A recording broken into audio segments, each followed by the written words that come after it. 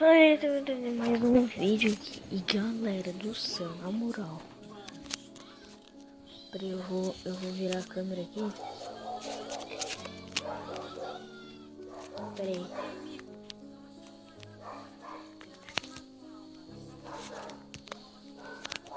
Galera, na moral, velho. Aumenta esse vídeo pra caramba. Porque, tipo, aconteceu alguma coisa no quarto, velho. Na moral. Eu vi um barulhão aqui no quarto e meu gato tava aqui comigo, na minha sala. E deu um barulhão lá, ali no quarto. Eu nem fui ver porque eu comecei a ficar com medo, na moral, velho. Meu gato tava comigo aqui. Tô ficando com mó medo já, na moral. Não vou nem soltar a TV agora. Tá louco, na moral. Tá louco.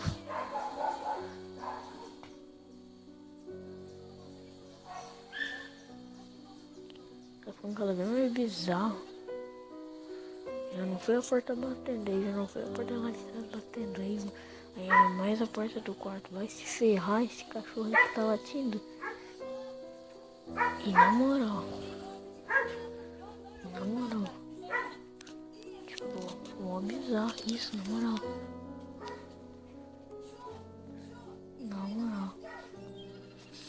Eu tô falando na moral, não sei se você tá me ouvindo. Mas, pô.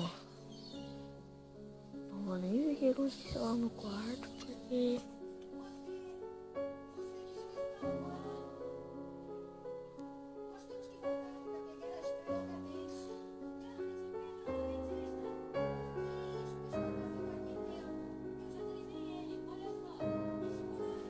Galera, eu vou lá ver, eu vou dar um corte rapidinho. A hora que eu chegar lá, eu falo pra vocês o que houve.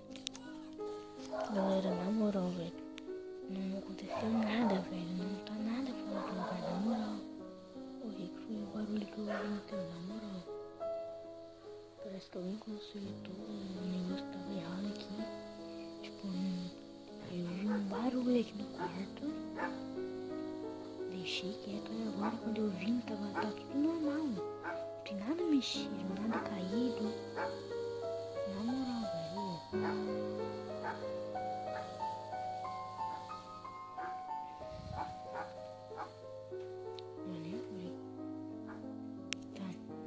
É isso, se inscreva no canal, deixa o like e falou.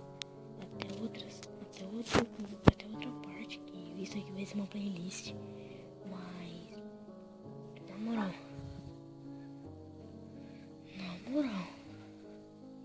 assista essa playlist desde a parte 1. A parte 1 é quando eu tô falando ruim do meu amigo.